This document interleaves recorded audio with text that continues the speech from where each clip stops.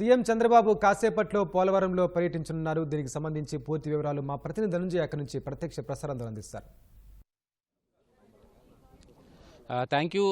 కొద్దిసేపట్లో ముఖ్యమంత్రి చంద్రబాబు ఇక్కడ పోలవరం ప్రాజెక్టుకు రానున్నారు. మొత్తం మీద ఇవాళ పోలవరం ప్రాజెక్టులో నిర్మితం చేయాల్సినటువంటి డయాఫ్రమ్ వాల్, అలాగే ఎర్తకం రాక్ఫిల్ డ్యామ్కి సంబంధించినటువంటి షెడ్యూల్ని ముఖ్యమంత్రి విడుదల చేస్తారు. వాస్తవానికి గడిచిన 5 ఏళ్లలో ఈ పోలవరం ప్రాజెక్టు పూర్తిగా నిర్లక్ష్యం కావడంతో, పూర్తిగా దెబ్బతినడం, డయాఫ్రమ్ వాల్ కూడా దెబ్బతినడంతో ప్రస్తుతం ఇబ్బందులు పడినటువంటి పరిస్థితి. అయితే చూసే కనుక ఇవాళ ఈ పోలవరం ప్రాజెక్టు ఎర్తకం రాక్ఫిల్ డ్యామ్కి సంబంధించినటువంటి షెడ్యూల్ని ముఖ్యమంత్రి విడుదల చేస్తారు. వాస్తవానికి సమాంతరంగా ఈ ఎర్తకం రాక్ఫిల్ డ్యామ్ అలా డయాఫ్రమ్ వాల్ నిర్మించాలని చెప్పి రాష్ట్ర ప్రభుత్వం భావిస్తుంది. దీనికి సంబంధించి మనతో మాట్లాడడానికి జలవనరుల శాఖ మంత్రి నిమ్మల రామానాయుడు మనతో ఉన్నారు.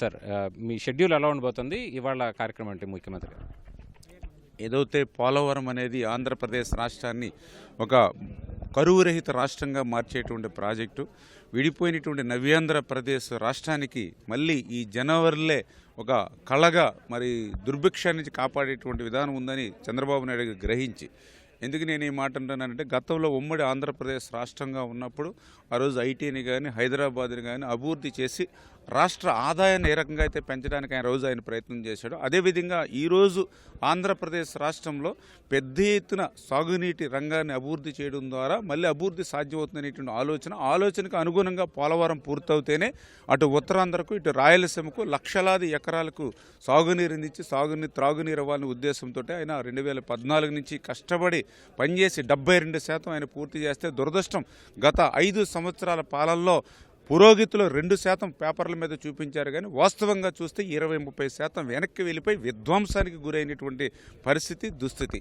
అటువంటి స్థితి నుంచి మళ్ళీ ఈ యొక్క 4-5 నెలల నుంచి కూడా చంద్రబాబు నాయుడు గారు దగ్గర 10-12 సార్లు రివ్యూ చేసి ఒక్కసారి డైరెక్ట్గా ఆయనే ప్రమాణ స్వీకారం చేసిన మొదటి క్షేత్ర పర్యటన కూడా పోలవరం మీద చేసి, మరి ఆయన చాలా క్లియర్గా మరి ఏదైతే పోలవరాన్ని ఎట్టి పరిస్థితులైనా వెనువెంటనే ప్రారంభించాలి, అనుకున్నటువంటి 2027 లోపల పూర్తి చేయాలనేటువంటి ఏదైతే ఉందో దానికి అనుగుణంగానే మరి అనేక సార్లు రివ్యూ మీటింగ్స్ అవి పెట్టి ఒక కొలిక్కి వచ్చిన తర్వాత ఈరోజు స్వయంగా చంద్రబాబు నాయుడు గారు పోలవరం ఇచ్చేసి ఇప్పుడు ఒకసారి గ్రౌండ్ లెవెల్లో కూడా ఆయన ఒకసారి ఇన్స్పెక్షన్ చేసుకుని తర్వాత అధికారులతోటి ఎవరైతే ఏజెన్సీలను ఎవరైతే మనం ఫిక్స్ చేసామో ఆ ఏజెన్సీలతో కూడా మాట్లాడుకుని ఆ రివ్యూ అనంతరం ఆంధ్రప్రదేశ్ రాష్ట్ర ప్రజలకు అందరికీ కూడా మీ ద్వారా ఈ పోలవరం ప్రాజెక్టు ఏ పని డీవాల్ ఎప్పుడు ప్రారంభమవుతుంది, డీవాల్ని ఎప్పుడు మనం ముగించగలుగుతాము, ఆ డీవాల్తో పాటుగా ప్యారలల్గా కూడా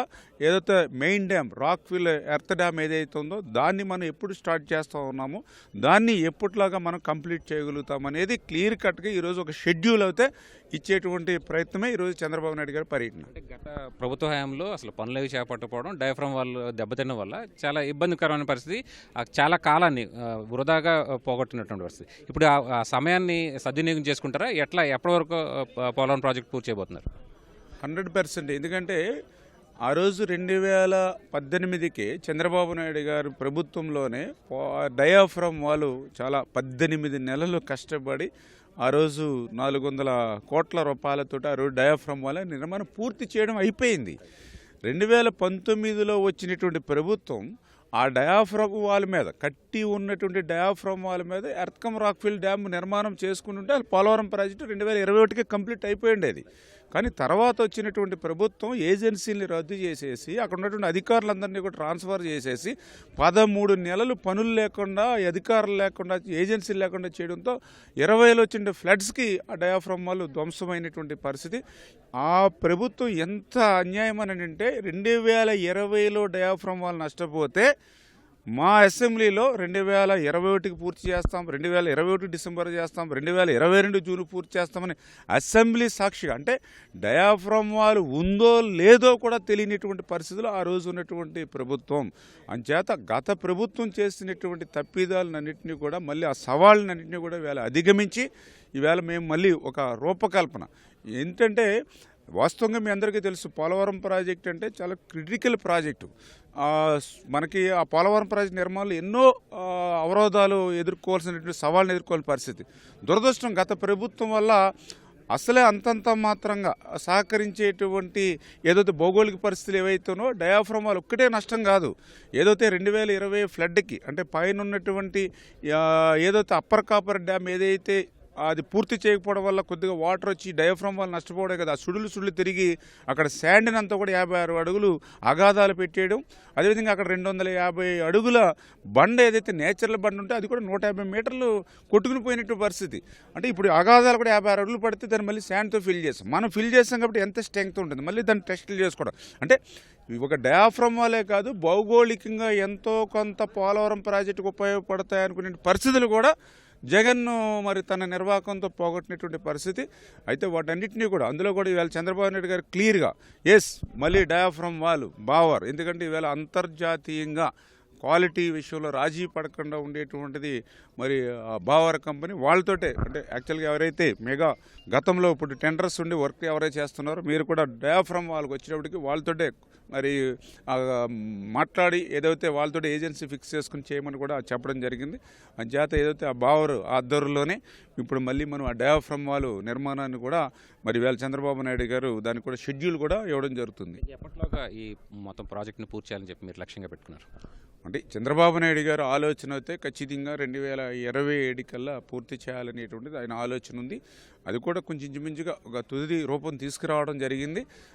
ఏదైతే ఈరోజు మళ్ళీ రివ్యూ తీసుకోవడం ద్వారా అది ఫైనలైజ్ అంటే చిన్న ఎక్కడైనా గ్యాప్స్ ఇప్పుడు ఏదైతే డిపార్ట్మెంట్కి ఏజెన్సీలకి 2 months 3 months ఆ వర్క్స్లో కొన్ని డయాఫ్రమ్ వాళ్ళు స్టార్టింగ్లోను అదేవిధంగా ఎండింగ్లోను అదేవిధంగా ఇప్పుడు ఎర్త్కమ్ రాక్ ఫిల్ డ్యామ్ కూడా గ్యాప్ 1లో స్టార్ట్ చేసి గ్యాప్ 2లో స్టార్ట్ చేసి ఇట్లా గ్యాప్ 2లో కూడా 2 times స్టార్ట్ చేసుకుని ఇట్లా ఏవైతే ఉన్నాయో అవన్నీ కొద్దిగా డేస్ మంత్స్ చిన్న గ్యాప్స్ ఉన్నాయి. అవన్నీ కూడా ఇప్పుడు ముఖ్యమంత్రి గారు రివ్యూ చేయడం ద్వారా ఒక తుది నిర్ణయం తుది రూపైతే ఈరోజు తీసుకోవడం జరుగుతుంది.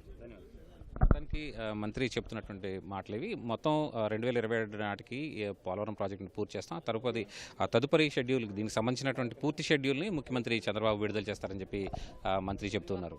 కెమెరా పర్సన్ సైదాతో కలిసి ధనుంజయ్, ఈటీవీ న్యూస్, పోలవరం నుంచి.